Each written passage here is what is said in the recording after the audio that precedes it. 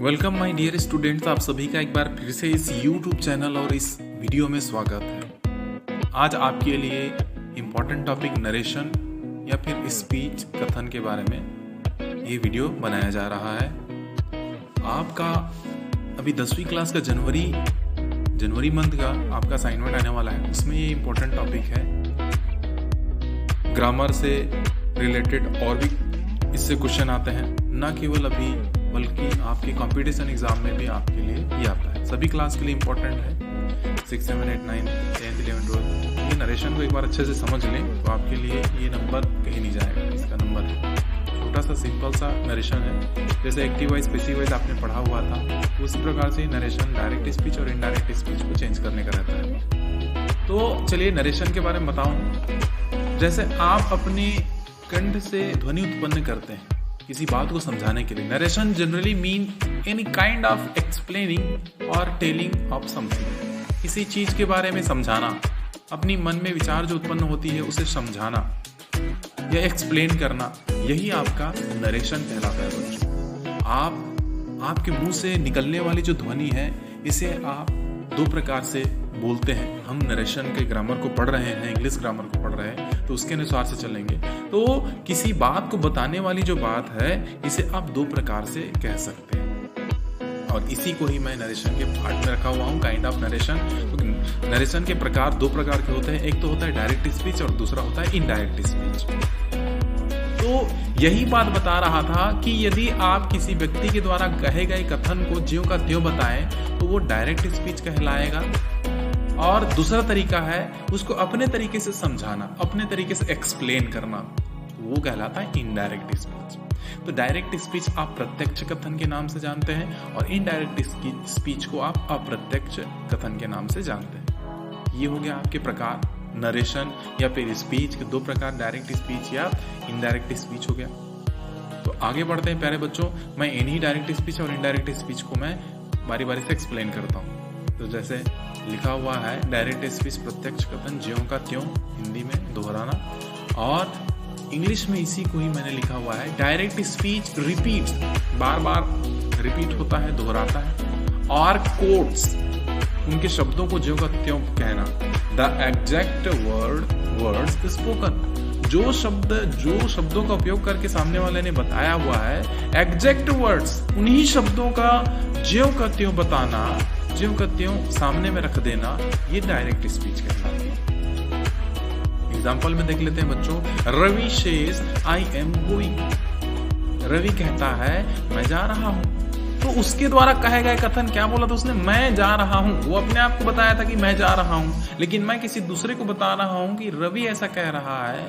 तो यहाँ पे उसके शब्दों को ज्यों का त्यों बता दिया मैंने, इसलिए उसके शब्दों को मैंने इन्वर्टेड कॉमा में अलग से रखा कि भैया ये उसके शब्द हैं, ज्यों का त्यों वही है। यही सब चीजें हैं बच्चों जो ज्यों का त्यों आप बता देते हैं, दोहराते हैं उसके शब्दों को, उनके सेंटेंस को, तो ये आपका डायरेक्ट स्पीच कहलाता है।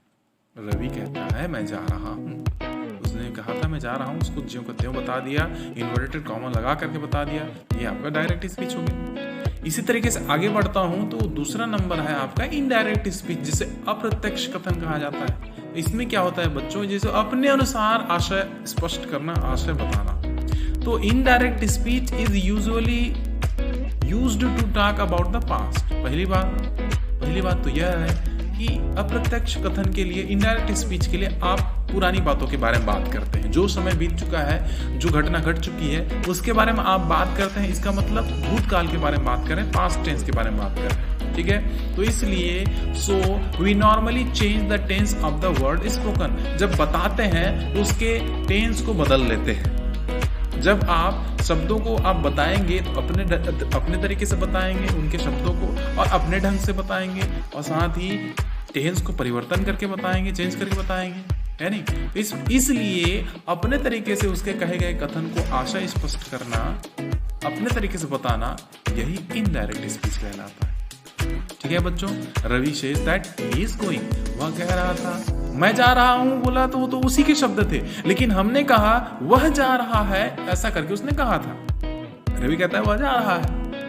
तो ये शब्द उसके नहीं है, इसने हमने अपने तरीके से बताया है। तो इसलिए प्यारे बच्चों ये आपका इनडायरेक्ट स्पीच कहलाएगा। ठीक है, समझ में आ गया? ज्यों का त्यों दोहराना डायरेक्ट स्पीच, अपने अनुसार से आशा स्पष्ट करना इनडायरेक्ट स्पीच। इन दोनों चीजों को अच्छे से समझ लीजिए। इसके बाद आपके पास क्वेश्चन ये नहीं आता, आपके पास क्वेश्चन आएगा डायरेक्ट स्पीच से इनडायरेक्ट स्पीच में बदलना।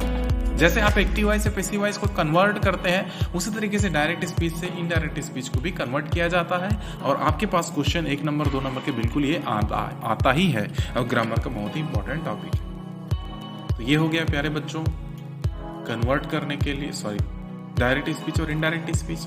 कन्वर्ट करने के कुछ रूल्स और रेगुलेशंस है, मैं आगे और बताऊंगा। यदि ये वीडियोस है वो बड़ा बन जाता है तो मैं आपके लिए दूसरा वीडियोस सेकंड पार्ट में लेके आ जाऊंगा। अब बेल के आइकन को प्रेस करके रखेंगे, तब पता चलेगा आपको कि अरे हाँ ये वीडियो अपलोड हो चुकी है। अच्छा, रिक्वेस्ट करूंगा आगे बढ़ने से पहले कि अभी तक आपने चैनल को सब्सक्राइब नहीं किया होगा, प्लीज चैनल को सब्सक्राइब करें और लाइक करें, शेयर करें, और कोई डाउट हो मुझे कमेंट में पूछ सकते हैं। चलिए आगे, Ravi says that he is going, देखिए हमने इसको बदल करके बनाया। चलिए कुछ एग्जांपल्स हैं, कुछ बदला हुआ है, उसको देख लेते हैं। डायरेक्ट स्पीच और इनडायरेक्ट स्पीच, ये 2 कॉलम है। तो पहले हम बोला था रवि शेज आई एम गोइंग, तो इसको हमने कन्वर्ट कर दिया, और यहाँ पे कन्वर्ट करने के बाद इसका आंसर हो जाएगा Ravi says that he is going. ठीक है, यहाँ पे कुछ बातों को ध्यान में रखते हुए चलना बच्चों, क्योंकि यहाँ पे कॉमा हट जा रहा है। ठीक है, इन्वर्टेड कॉमा और इधर नीचे लगा हुआ कॉमा दोनों हट जा रहे हैं, और यहाँ पे दैट और यहाँ पे इफ लग रहा है। ही सैड आई एम इल, उसने कहा था मैं बीमार हूँ, तो उसके शब्दों को लगाए हैं, इसलिए हम इन्वर्टेड कॉमा साथ रहेगा, ये ही डायरेक्ट स्पीच कहलाया। ही सैड, उसने कहा था आई एम इल, मैं बीमार हूँ। He said that he was ill, वह कहता था मैं कि वह बीमार था। वह कहता था कि वह बीमार था। अरे भाई, तो इस प्रकार से पास्ट टेंस की बातों को पास्ट में हम अपने तरीके से बताए हैं कि वो बोल रहा था यार उसको तबीयत खराब है नहीं। ये अपने तरीके से शब्दों को ध्यान में रखते हुए कन्वर्ट करना है। तीसरा, he asked me have you a pen, उसने मुझसे पूछा था क्या तुम्हारे पास पेन है। इस प्रकार से डायरेक्ट स्पीच। इनडायरेक्ट स्पीच में he asked me if I had a pen, उसने मुझसे पूछा था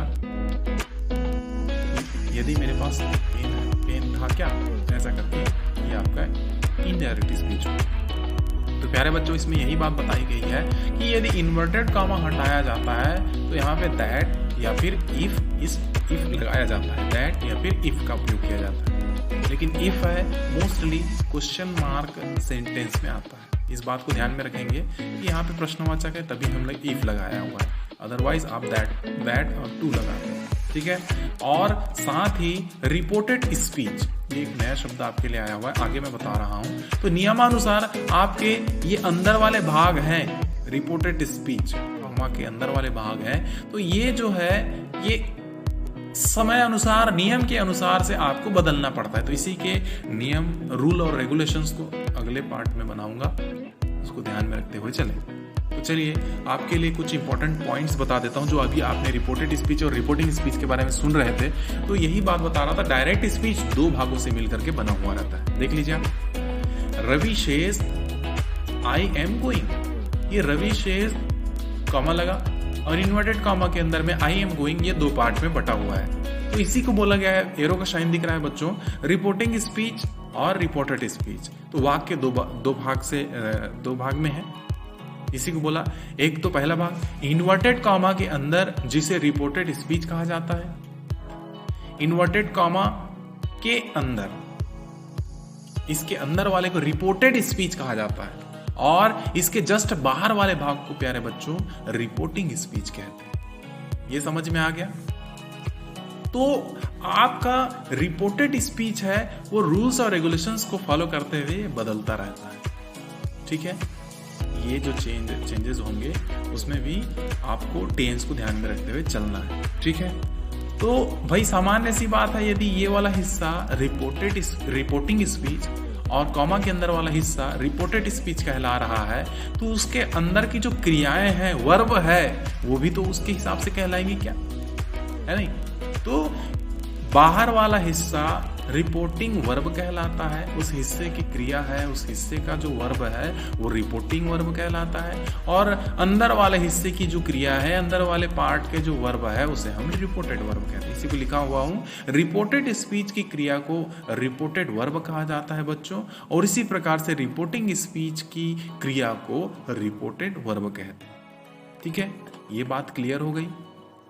ठीक है, तो आगे हम रूल्स और रेगुलेशंस को नेक्स्ट वीडियो में पढ़ेंगे बच्चों। ये वीडियो कैसा लगा प्लीज़ कमेंट करके बताएं, लाइक करें, अपने दोस्तों को शेयर करें। पहले ही मैंने बोला हुआ है, बेल के आइकन को प्रेस करना ना भूलना। पार्ट 2 आएगा जिसको आप अच्छे से समझेंगे। रूल्स और रेगुलेशंस है और साथ में मैंने एग्जाम्पल, अच्छे अच्छे एग्जाम्पल्स करवाए हुए हैं, तो उसे देखें। पूरा देखने के लिए थैंक यू वेरी मच। मिलते हैं नेक्स्ट वीडियो में। जय हिंद।